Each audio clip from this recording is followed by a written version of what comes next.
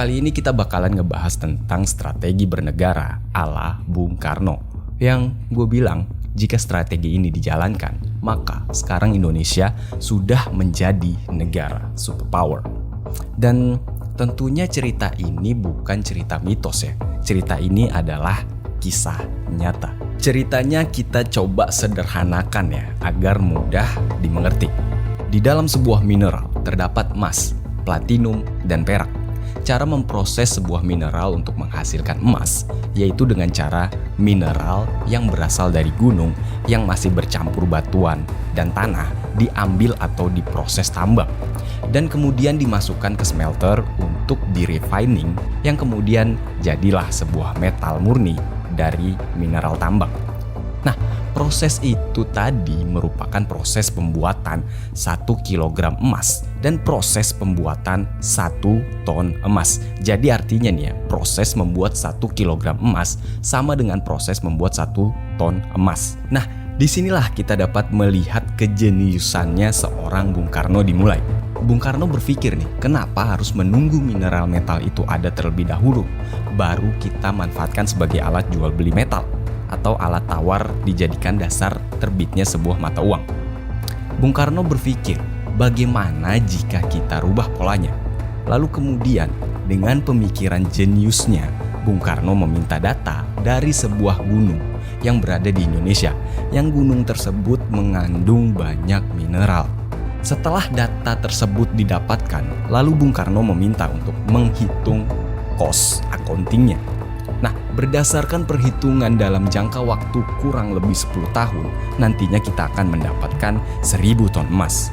Maka disiasatilah oleh Bung Karno, daripada kita menunggu 1000 tonnya ada, gimana kalau kita cetak rupiahnya terlebih dahulu senilai 1000 ton emas sekarang.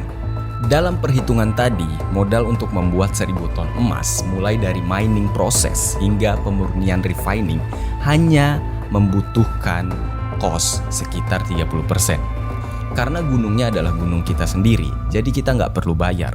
Dan oleh karena itu, jadi costnya hanya perlu 30% yang perlu kita keluarkan.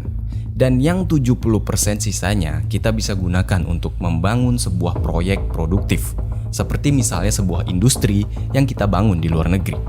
Nah, proyek industri yang udah dibangun ini bisa menjadi underlying aset lapis kedua selain emas dan hasil metal mineral tambang di Indonesia. Kemudian dengan berbekal ide-ide Bung Karno tersebut, maka di tahun 1955 disebarlah undangan.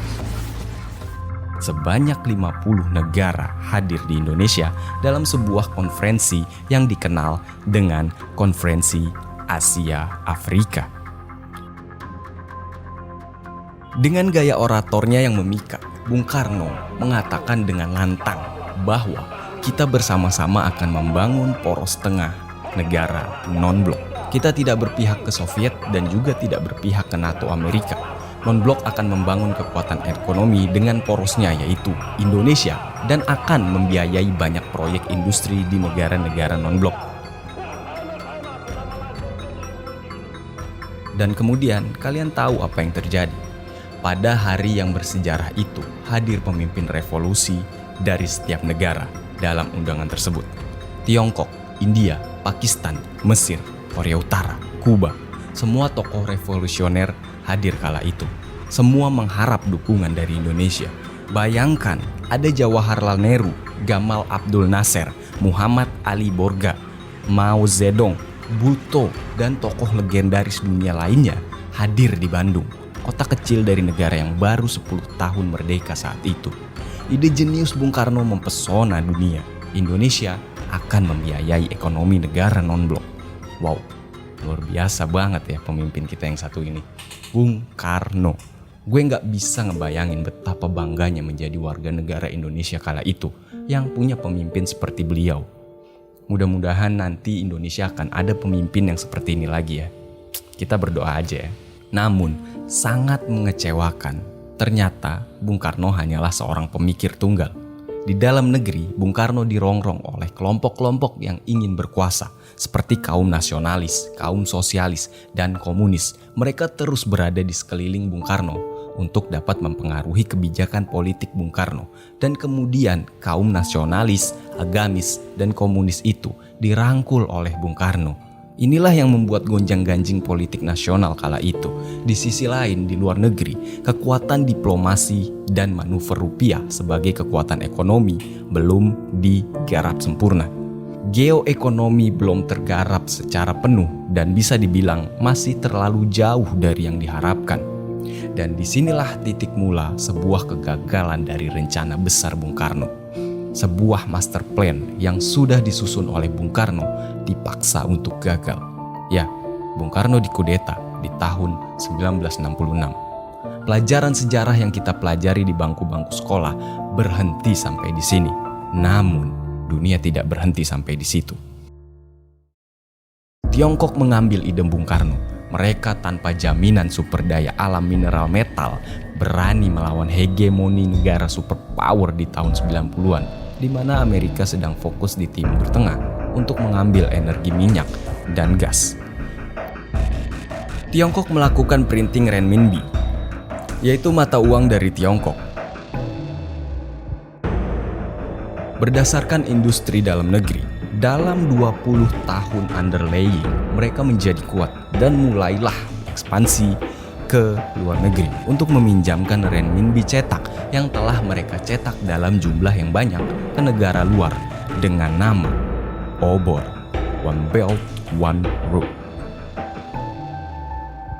Yang lebih gilanya lagi, rencana Tiongkok bukan hanya meminjamkan renminbi, tetapi jika ingin melakukan peminjaman renminbi, maka negara peminjam juga harus meminjam teknologi, peralatan permesinan, tenaga kerja dari Tiongkok, semua harus dari Tiongkok.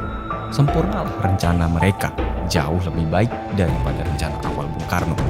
Ide Bung Karno memang jenius, tapi anak cucu dan putra bangsa nggak paham akan geopolitiknya seorang Bung Karno.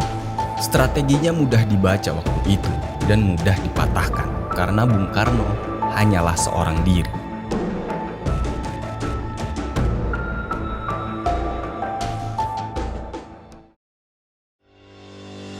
Itulah cerita gagalnya sebuah rencana jenius yang tidak didukung oleh banyak kalangan yang serakah. Sekarang, mengapa kita tidak sempurnakan lagi ide Bung Karno dahulu? Beranikah kita melakukannya? Sekarang, kita tidak boleh terjebak dengan obor Tiongkok lagi dan permainan hutang serta bunga IMF Amerika. Kita harus bermain cantik di antara dua kekuatan. Dengan kekuatan mineral root, kita mengingatkan jangan pro ke Amerika dan juga jangan pro ke Tiongkok. Saat ini kita sepertinya sudah pro ke salah satu sisi. Kita tidak netral lagi. Bisa dilihat dalam tanda kutip, sebenarnya kita sedang menyalahi amanah undang-undang sebagai negara netral, negara bebas aktif.